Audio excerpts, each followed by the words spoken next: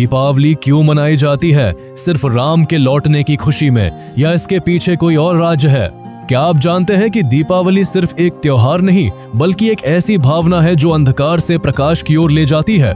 लेकिन क्या आपने कभी सोचा है हम घरों में दीपक क्यों जलाते हैं? लक्ष्मी माता की पूजा सिर्फ धन के लिए होती है या इसके पीछे कोई और गहरा अर्थ छिपा है? क्या वाकई दीपावली भगवान राम के अयोध्या लौटने की याद में मनाई जाती है, या फिर इसके पीछे कई सभ्यताओं, राजाओं और ऐतिहासिक घटनाओं की परतें जुड़ी हैं? आज हम बात करेंगे उस दीपावली की जो सिर्फ रोशनी से नहीं बल्कि संस्कारों, परंपराओं और आध्यात्मिकता से जगमगाती है, और जानेंगे कि आखिर क्यों हर साल ये 5 दिन भारत में ही नहीं बल्कि पूरी दुनिया को एक साथ जोड़ देते हैं, एक उत्सव, एक ऊर्जा और एक उम्मीद में। हमारे अंदर एक अनजानी खुशी, एक अलग सी ऊर्जा क्यों जागती है? क्या सिर्फ रोशनी और मिठाइयां ही इस त्योहार की पहचान है, या फिर इसके पीछे कोई गहरा आध्यात्मिक संदेश छिपा है जिसे हम हर साल बिना सोचे समझे दोहराते हैं? क्या दीपावली सिर्फ भगवान राम के अयोध्या लौटने की खुशी में मनाई जाती है, या फिर ये उस पल का प्रतीक है जब इंसान के भीतर का अंधकार मिटता है और ज्ञान का प्रकाश जल उठता है? क्या आपने कभी महसूस किया है कि जब हम दिए जलाते हैं तो वो सिर्फ घर की दीवारों को ही नहीं बल्कि हमारे मन के कोनों को भी रोशन कर देते हैं? और क्या आपको पता है कि भारत ही नहीं बल्कि नेपाल, श्रीलंका, थाईलैंड, इंडोनेशिया और मलेशिया तक दीपावली का उत्सव किसी न किसी रूप में मनाया जाता है? आखिर क्यों पूरी दुनिया एक रात के लिए, एक भावना के लिए, एक रोशनी के लिए एक हो जाती है? शायद इसलिए क्योंकि दीपावली सिर्फ एक तारीख नहीं, ये एक अनुभव है। एक ऐसा अनुभव जहां अंधकार पर प्रकाश की ओर, बुराई पर अच्छाई की और निराशा पर आशा की जीत होती है। पर क्या आप जानते हैं दीपावली के इन 5 दिनों का हर दिन का अपने अंदर एक अलग अर्थ है, एक अलग संदेश और एक अलग कहानी है। धनतेरस, नरक चतुर्दशी, दीपावली, गोवर्धन पूजा और भाई दूज, इन 5 दिनों में कौन सी दिव्यता छिपी है?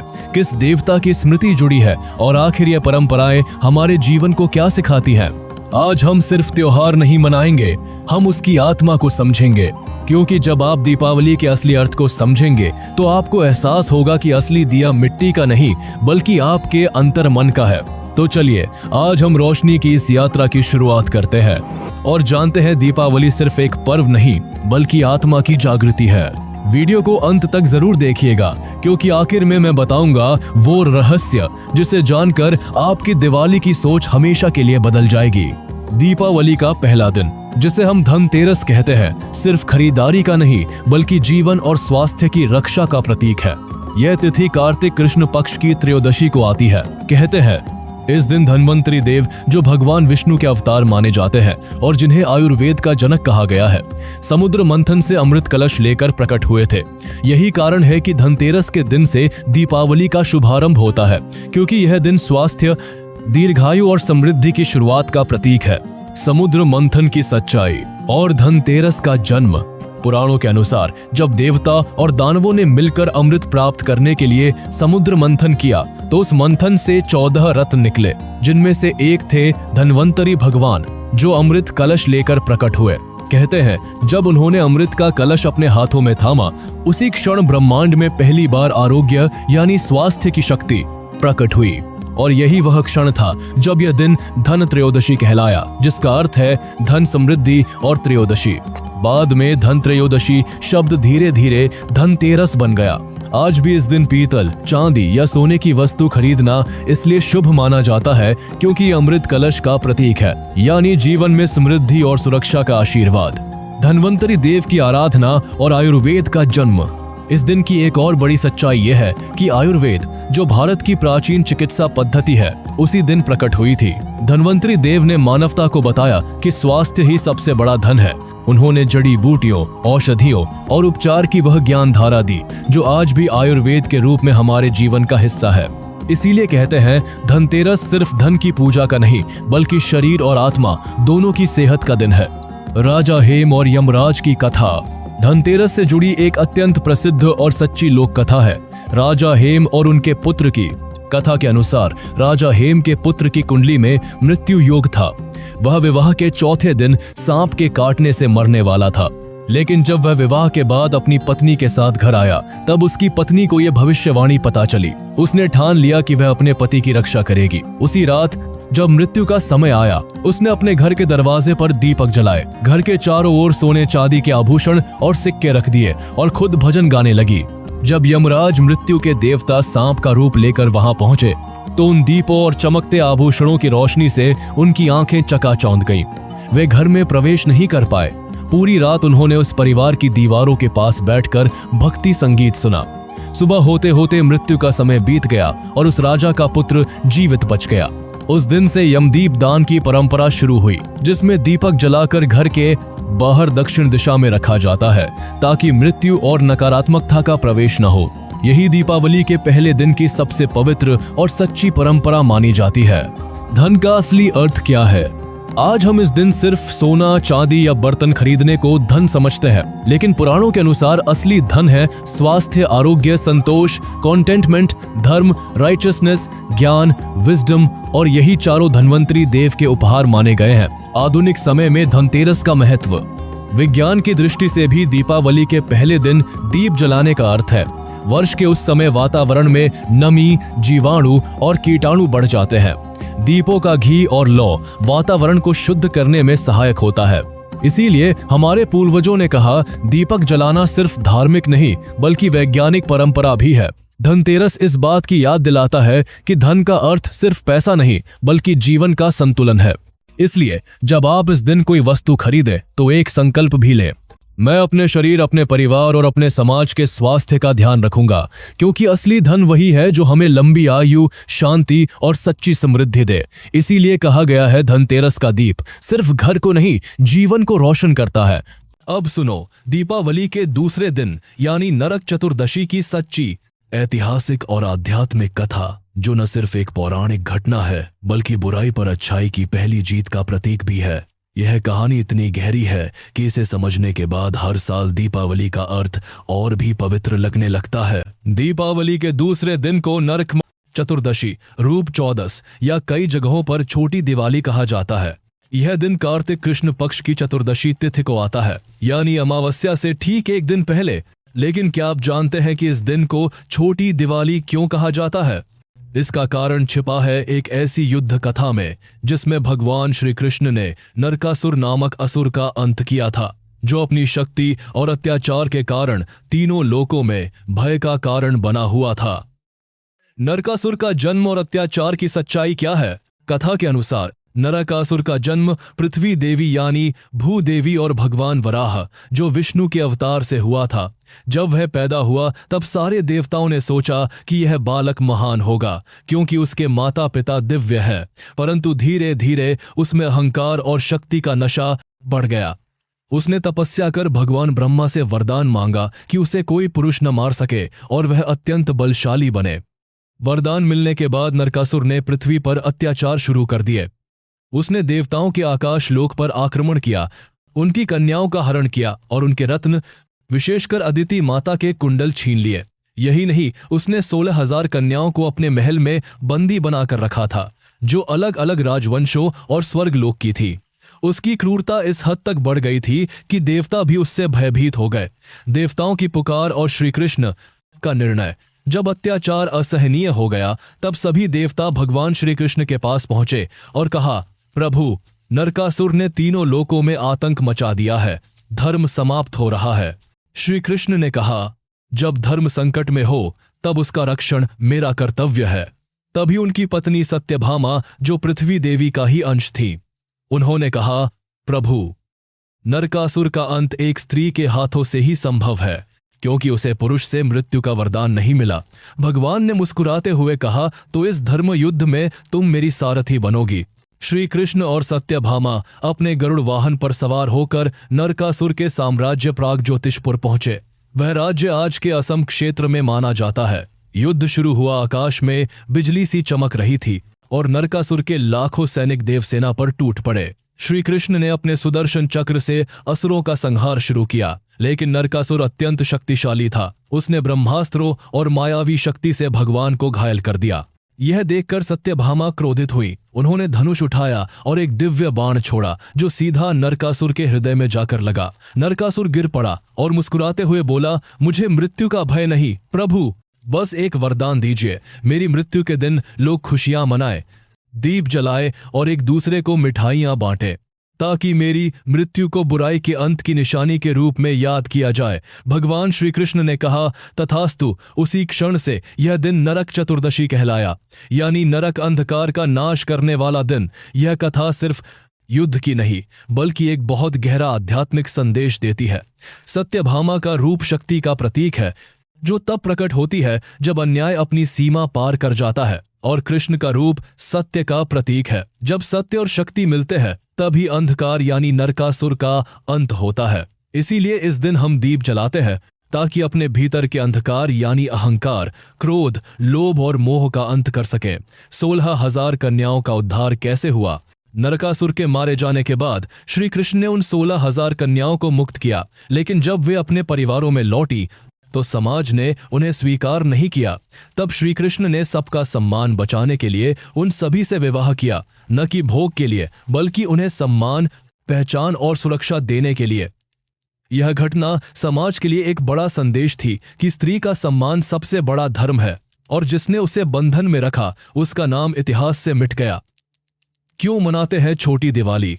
जब नरकासुर मारा गया तब चारों ओर दीपक जलाए गए, लोग नाचे, गाए और मिठाइयां बांटी। यही छोटी दिवाली की शुरुआत थी। इस दिन लोग सुबह तेल स्नान करते हैं, घर में दीप जलाते हैं और नकारात्मकता को दूर करने के लिए अभ्यंग स्नान करते हैं। इसका अर्थ यह है कि जैसे श्री कृष्ण ने नरकासुर को मारा, वैसे ही हमें अपने भीतर के अंधकार को भी समाप्त करना चाहिए। नरक चतुर्दशी में याद दिलाती है कि बुराई चाहे कितनी भी शक्तिशाली क्यों ना हो, जब सत्य, शक्ति और प्रेम एक साथ आते हैं तो सबसे गहरा अंधकार भी मिट जाता है।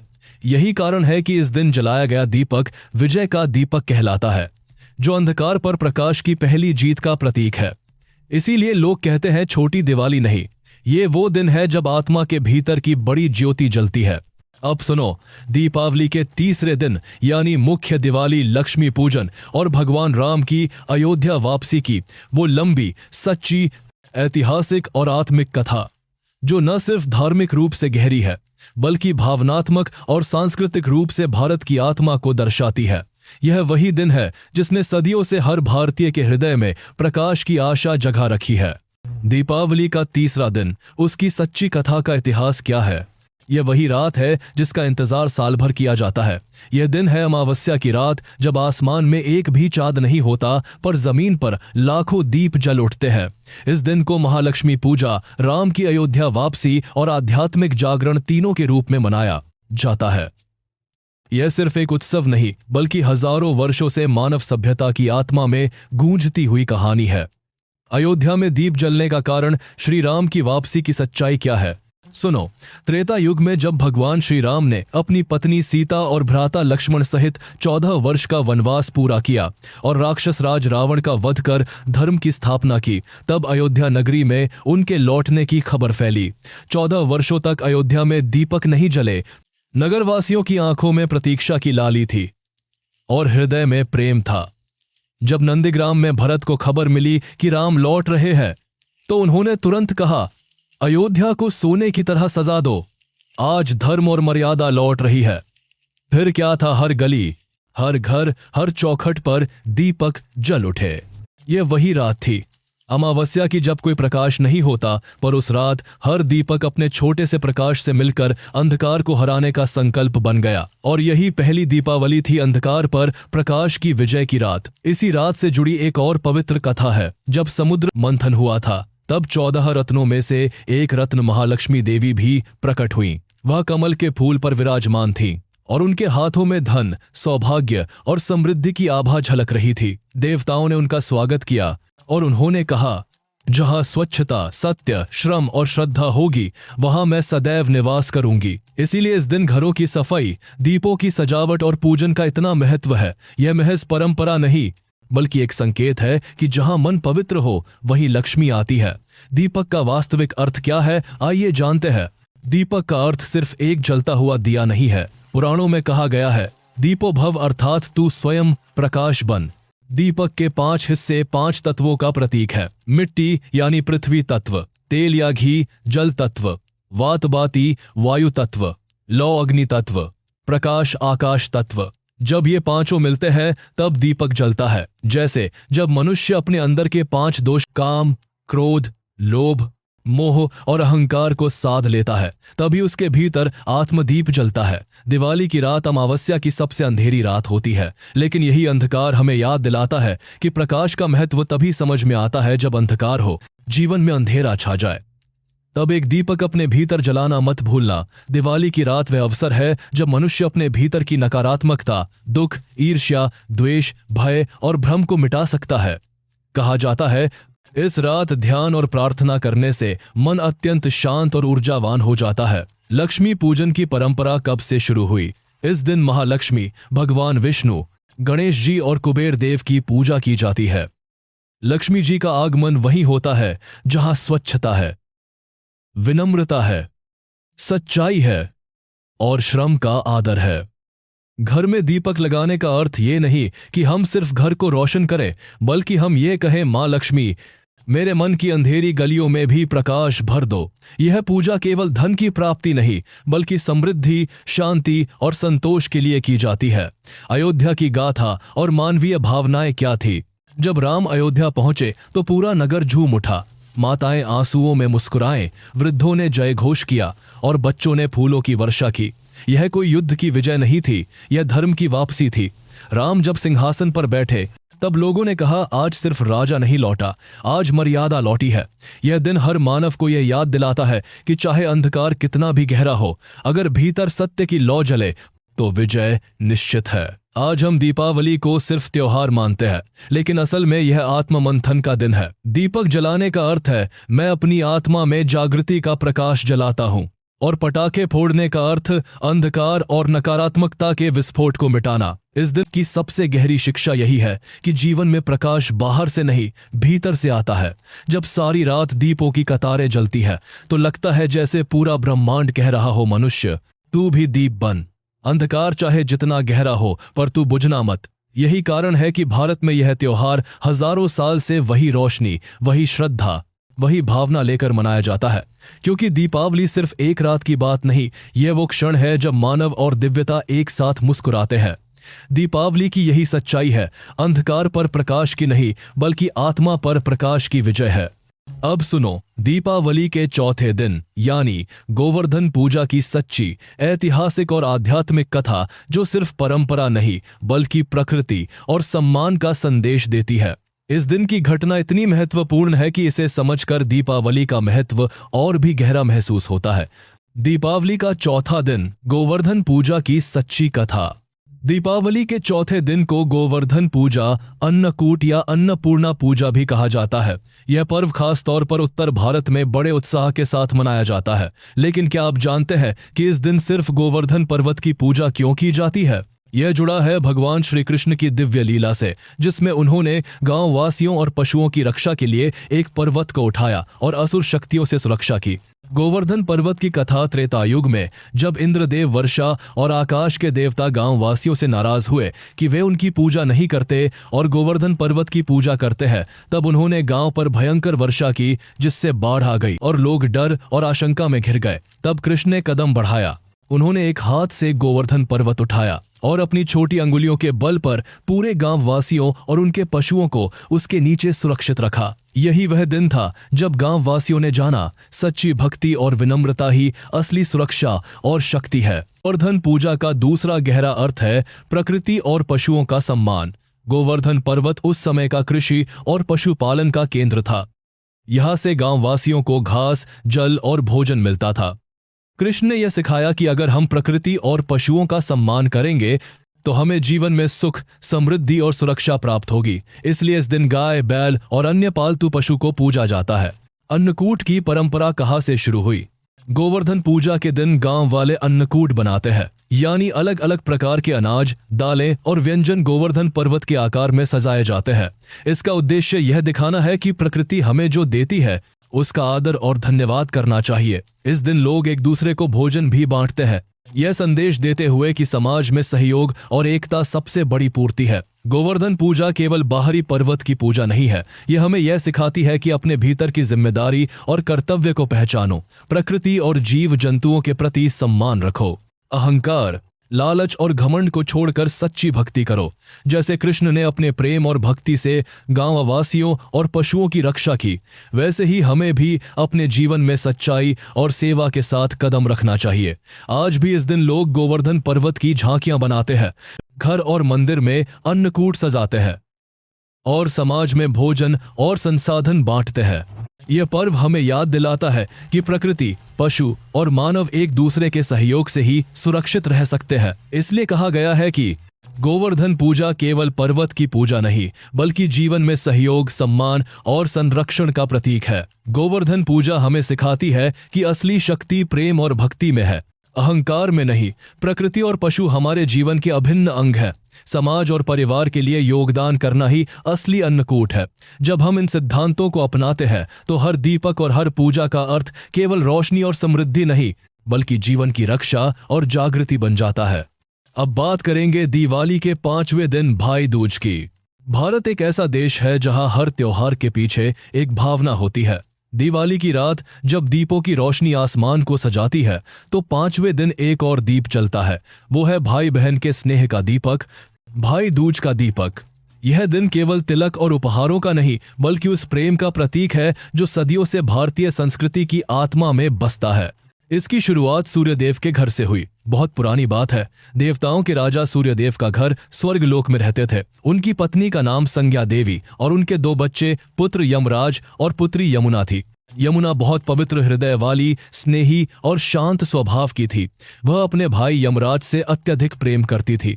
बचपन में दोनों साथ खेलते थे, सूर्यदेव के आंगन में दीप जलाते, हंसते और एक दूसरे का साथ निभाते।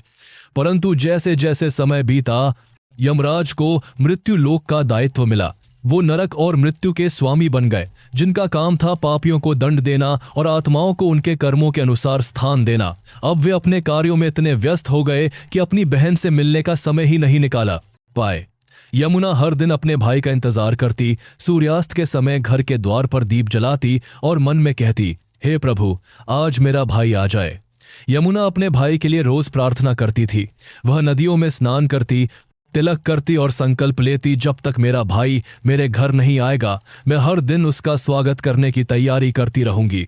उसने अपने घर के आंगन को फूलों से सजाया, दीपों की कतार लगाई और मन ही मन अपने भाई की प्रतीक्षा करती रही। दिन बीतते गए, मौसम बदले, पर्व आए और चले गए, लेकिन यमराज नहीं आए। एक दिन द्वितीया तिथि थी। दिवाली के 3रे दिन के बाद का दूसरा दिन। उस सुबह जब यमुना स्नान के बाद पूजा कर रही थी, तभी स्वर्गलोक से यमराज अपनी काली भैंस पर सवार होकर पृथ्वी की ओर चले। यमराज के मन में अजीब सी भावना उठी थी। अपनी बहन से मिले बिना जीवन अधूरा लग रहा था। आज वे नर्क और स्वर्ग की सीमाएं पार करते हुए सीधे यमुना के द्वार पर पहुंचे। यमुना अपने भाई को देखकर खुशी से भर गई। वो दौड़कर बाहर आई और भावुक होकर बोली, भैया, आज मेरा घर सच में रोशन हो गया। यमराज मुस्कुराए और बोले, बहन, आज तेरे स्नेह ने मुझे यहाँ तक खींच लिया है। यमुना ने अपने भाई को स्नान कराया, फूलों का हार पहनाया, मिठाई खिलाई और तिलक करने की तैयारी की। उसने एक सुंदर थाल सजाई जिसमें चावल, तिल, दीपक, रोली और फूल रखे थे। फिर उसने अपने भाई के माथे पर तिलक लगाया, आरती उतारी और कहा, भैया, मैं तुम्हारी लंबी आयु और सुख की कामना करती हूँ। यमराज बहुत भावुक हो गए। उन्होंने कहा, बहन, आज से जो भी स्त्री इस दिन अपने भाई का तिलक करेगी, वो अपने भाई के लिए लंबी आयु और सुख की कामना करेगी और उसका भाई कभी अकाल मृत्यु का शिकार नहीं होगा।